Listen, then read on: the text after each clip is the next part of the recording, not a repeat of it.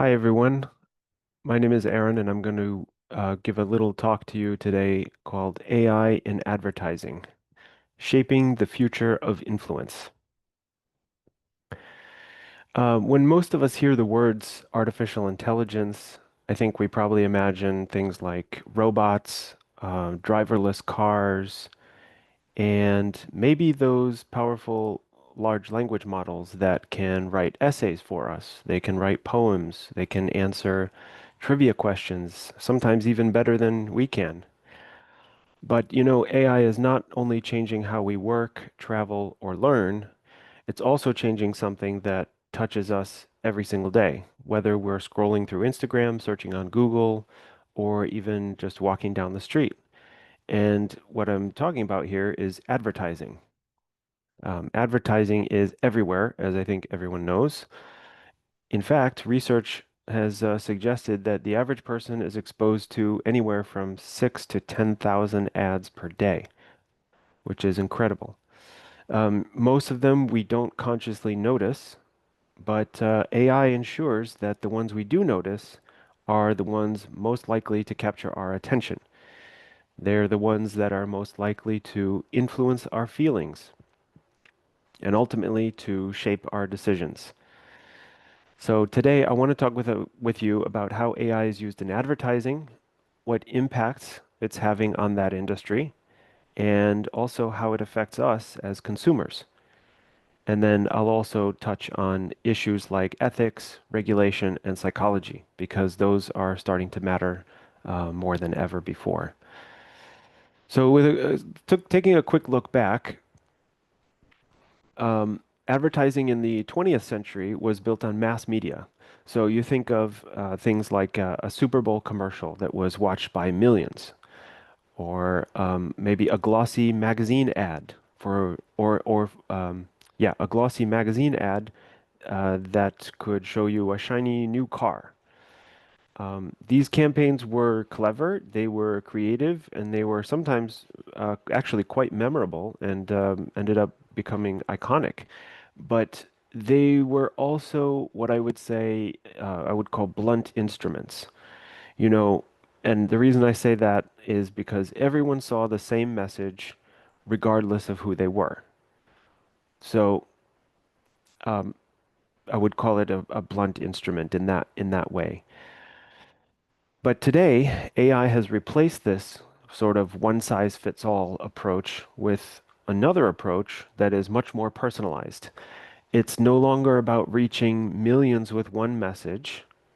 It's about reaching one person with millions of different messages. So let's take a look at how this works in practice. Thinking of the channels that we encounter on a daily basis, say social media. Algorithms here decide not only what posts from friends you see, but also which sponsored ads are going to appear in your feed.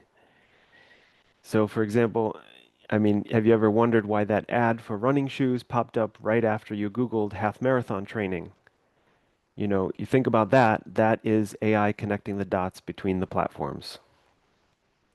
As another example, search engines.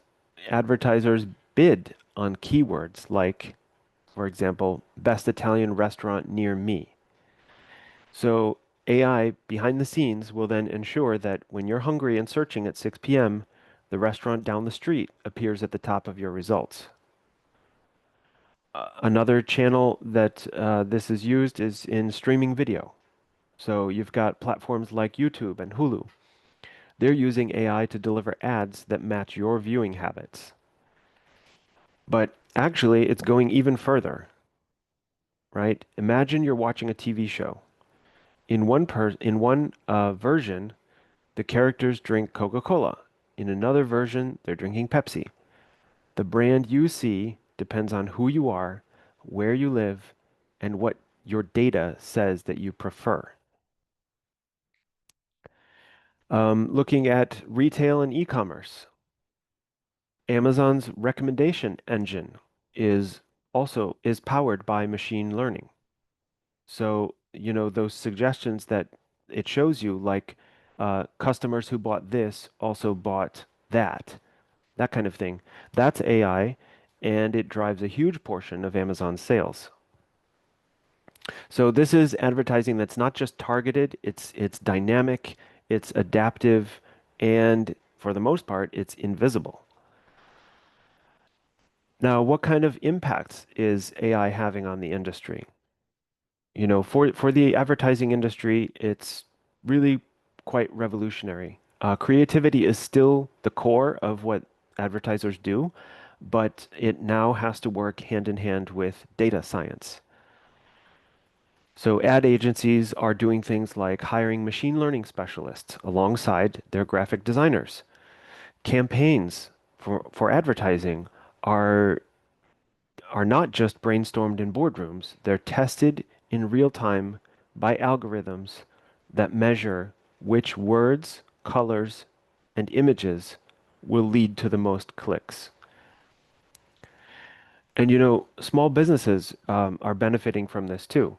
So, say a local coffee shop in a small town, they can now use Facebook ads to target people within 2 miles who have coffee lover in their profile and have visited cafes recently. In the past, only multinational corporations could have afforded that level of precision. But AI is really leveling the playing field. But it also raises the competition because if everyone is targeting you with hyper personalized ads, then the fight for your attention becomes even more intense. So, all right, let's look at consumer psychology, because this is how AI shapes us. Let's shift the perspective to us for a minute. AI-driven advertising doesn't just bombard us with products, excuse me, it studies us. It learns when we're most likely to shop, which tone of voice persuades us the best, and even which colors make us feel excited. So, for example, um, A/B testing, which is common in the programming and AI space, it's a common tool, could run two versions of an ad at the same time, say one with a blue background and one with a red. And within minutes, the algorithm can tell which one gets more clicks and automatically push that version to thousands or millions of other users. And then you multiply that by hundreds of possible variations, and you end up with ads that are really fine-tuned to individual psychology almost instantly. So it's quite powerful and quite remarkable, I think. Um, Psychologists call this kind of thing choice architecture. Choice architecture. And it sort of refers to subtle nudges that guide our decisions. Um, In fact, there is something called nudge theory, which is a sub domain of psychology and behavioral economics, where they look at these things. Experts and specialists study this and research it. Choice architecture. So these are subtle hints and nudges that will guide our decisions. It's maybe subliminal, it may be subconscious, but the question is here, because of that, where does persuasion end and manipulation begin? Right? Where is that line? It's starting to be very blurry now. So, for example, if AI notices that you're browsing late at night and that is a time when possibly your self-control is lower than during the day, is it ethical for the AI or the companies behind that to be pushing ads in that moment during that time period, late at night, in order to get you to purchase things on impulse? Impulse buys. Is it ethical for them to push those kinds of ads? For another example, if children see AI curated ads inside mobile games, that they're playing on their smartphones or their tablets or whatever, is that now education or is that getting into potentially the area of exploitation? And also, if these ads are so personalized that no two people see the same thing, we have to really take a step back and think about whether we as humans are losing the idea of shared cultural messages in advertising, right? I personally I hadn't thought of that before, but this is a really good it's an interesting thing to think about. Are we losing that collective cultural understanding that is passed through messages in advertising that have been seen by millions or billions of people over up until this AI revolution happening now. We and you can see here the why we're getting into very difficult questions of ethics and regulation.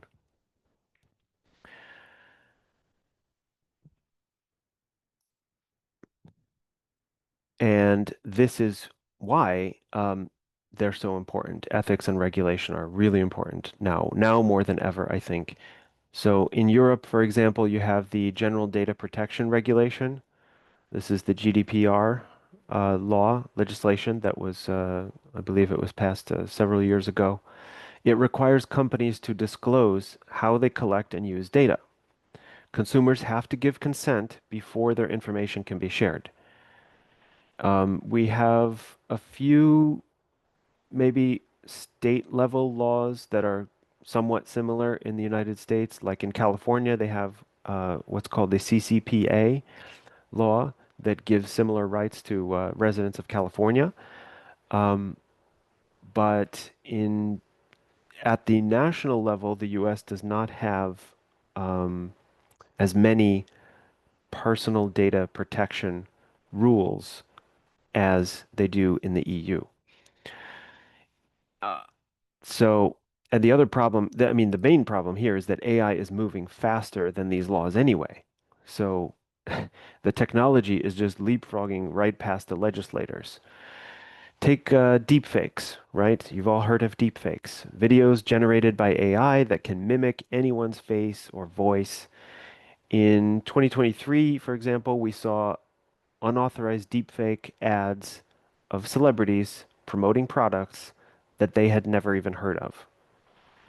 Regulators scrambled at the time, but a lot of damage was already done. So governments are facing really difficult questions now. Should AI ads targeting children be banned altogether? Should algorithms be required to reveal when content is personalized to that extreme degree? Should consumers have the right to see why a particular ad was shown to them? We have to think about these questions. These are not just technical issues, they're questions of trust, they're questions of autonomy and fairness. Okay, let me quickly give you a couple of real world examples that highlight, just how promising but also risky this is. Excuse me.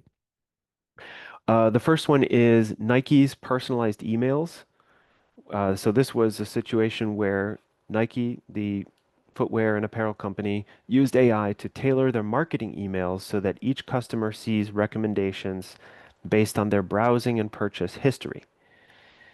And that means that for one person, it could be running shoes. For another person, it could be yoga apparel. It could be something completely different. And that personalization of those recommendations boosted engagement and loyalty for the company and customer retention. Another example is Coca-Cola's ads. They used AI to create this. Well, they launched a campaign called Create Real Magic, and they used this campaign to allow consumers to take AI tools and generate their own Coke-themed digital art, which was then used in the advertising for the company. So This is kind of complicated too because it started to blur that line between consumer and creator.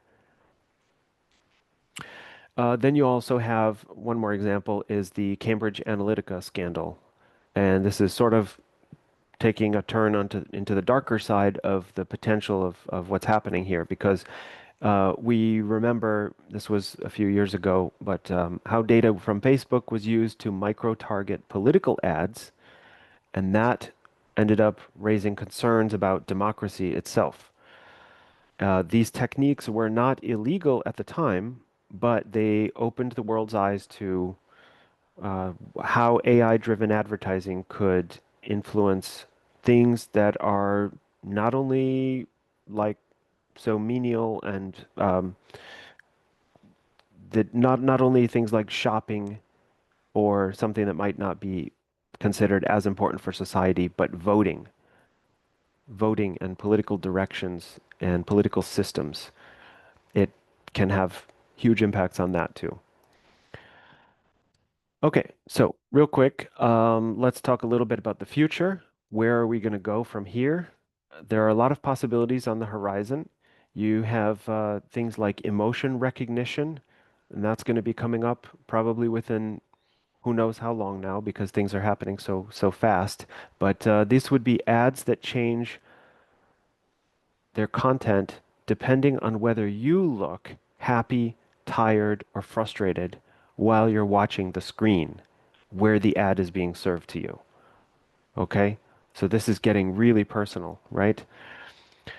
Um, Another possibility is virtual influencers, and we already do see some of that. These are entirely AI generated personalities.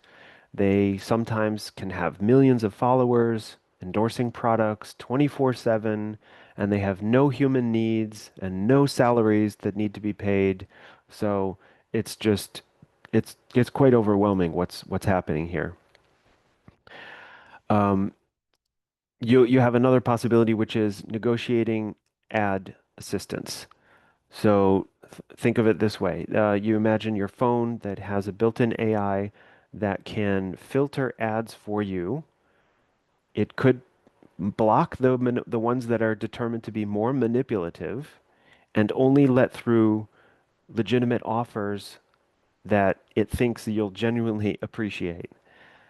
So um, this is also kind of it just starts to get really complicated because there you have your AI assistant that's going to be filtering the ads for you, but the advertisers on the other end will be, of course, they're competing for your attention, but they have to get through your AI assistant's approval or acceptance in order to show you that ad, right? So you can see how this can just balloon into all kinds of different directions and get very complicated ethically. So I don't know. Will this future feel empowering? Will it be like we have our own personal shoppers? Or is it going to be completely overwhelming? And is it going to feel like more like we are being constantly nudged by invisible hands? Some of that, of course, that already happens, as we said at the beginning, because that's the nature of advertising. We want to nudge customers and potential customers in a specific direction. But I think with the advent of these new technologies, it's going to be even more prevalent and even stronger, and possibly even less visible, which can be dangerous because it's not happening at a conscious level. People may not know what they're getting into. All right. So anyway, I would just want to wrap up here, but advertising, as I just said, it has always been about influence, from the first posters in ancient marketplaces to those 20th century TV jingles that I'm sure many of you know, depending on your culture and language. Those are very, a lot of them became really famous. They have shaped how we see products, but also how we see ourselves, right? Artificial intelligence doesn't change the goal of advertising per se, but it does change the scale and the speed and the subtlety of the influence that's taking place. It makes ads smarter. It makes them faster. It makes them more personal than ever before. But I think with that power comes a lot of new risks, right? The risk of manipulation, risk of privacy invasion. We have a risk of losing control over our own choices, our own human autonomy. So, as consumers, we should really be asking ourselves, do we want AI to be a helpful matchmaker, connecting us with those things that we really do need and we really want? Or will we let it become something more like an unseen manipulator that shapes our desires before we even know that we have them? I think as citizens, we should demand transparency and accountability from those advertisers, from the regulators, and probably also from the AI companies who are providing the technology uh, behind all of this. And as an industry, advertisers also have to remember that the ultimate currency is not going to be just clicks or conversions. Their most important, I think, essence has to be trust.